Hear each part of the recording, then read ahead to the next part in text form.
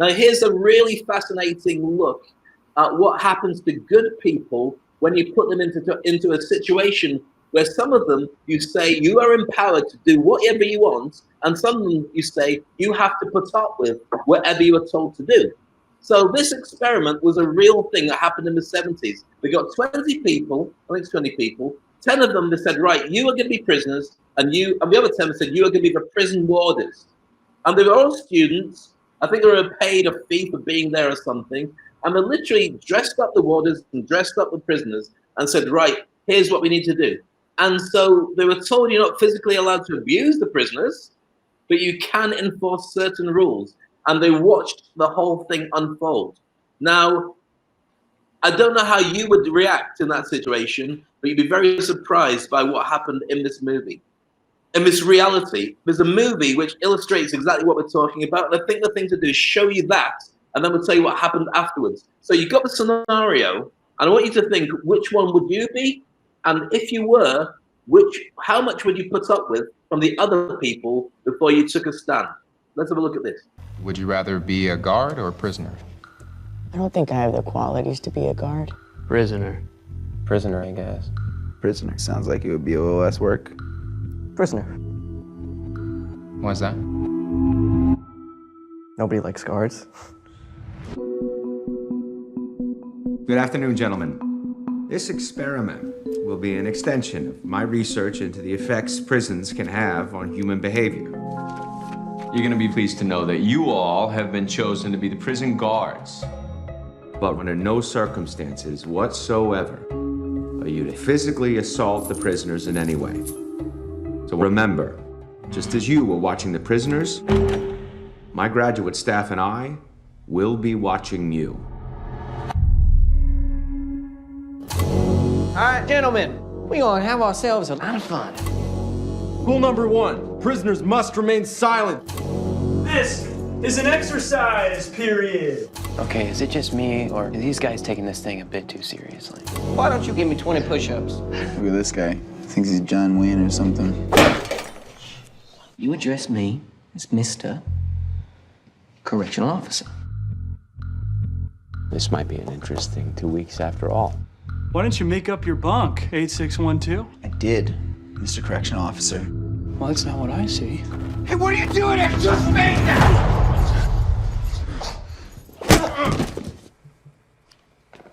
What was that? You just hit him. You're not supposed to hit him. Should we step in? No, let the guards figure it out. Let's see where it goes. Good evening, gentlemen. How about we make this one a night to remember? This is all real. They won't let you go. They won't let us leave. Those are not prisoners. Those are not subjects. Those are boys, and you are harming them. Wait! Let me out of here! I want out! I want out now! You thought you were gonna get some playtime in the yard, boy? Is that what you thought this was gonna be?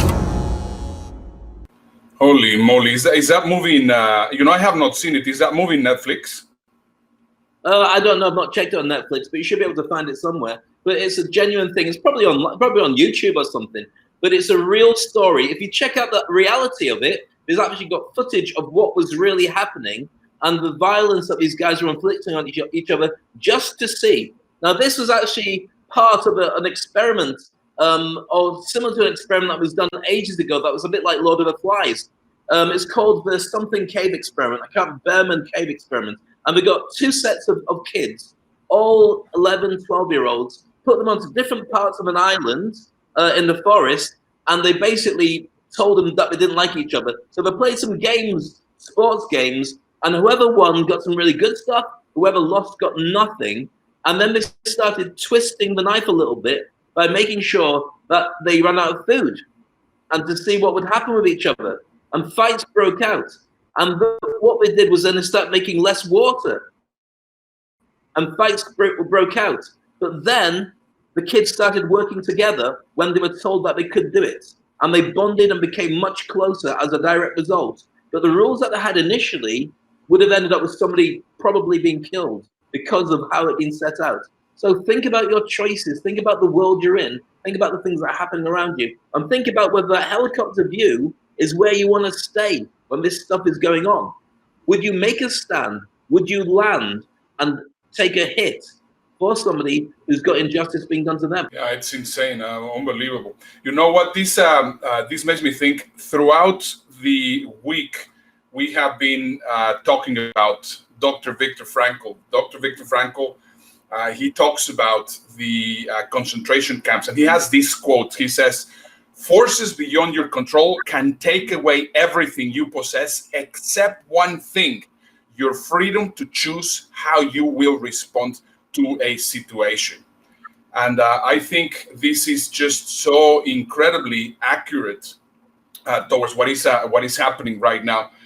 Let me just, I'm going to be playing just down here some video clips of right now how Auschwitz, the concentration camp in Poland, and it is just insane to see this situation. So Viktor Frankl, to put it into perspective, he was also part of the concentration camp, and while being part of this concentration camp, yeah, I was just distinguishing that he was a prisoner in the concentration camp. He wasn't one of the guards. Just so we can put it in perspective as you continue the story. And he was just basically observing how everybody was behaving. So now that we're talking about freedom, now that we're talking about they have taken away my freedom, now that we are living in a complete different way, and we think about what these guys have gone through, there's not even a slight comparison that we can talk about. But once again, we are getting into that situation where we need to understand that forces beyond our control can take away everything. Right now, we could be on uncertainty because of the coronavirus. Right now, we could be on uncertainty because of what's going to happen politically, or if we will be able to travel, or whatever it is. We are completely uncertain about this. But the only thing that they cannot take away from us is the way that we respond to this situation. And I think that it's a very important part for you to understand that if we are going to have a mental health pandemic, you have that choice. You should not be inside. You have that choice of separating yourself, having that helicopter view, having that awareness that you can either be the victim and suffer, or actually get away from this by seeing things in a completely different way. It's so true. And it doesn't mean that you can't change your stance either. You can be a victim and you can be a victor at the same time. You can choose when to be vulnerable and you can choose when to make a stand. The most important leaders of all time, if you ever get a chance to read the memoirs or the biographies about the people that changed the world, most of the time they have no idea what they're doing, but they're driven and they're taking steps to just make things happen because they've got a vision and they've got an idea that the goal is worth it.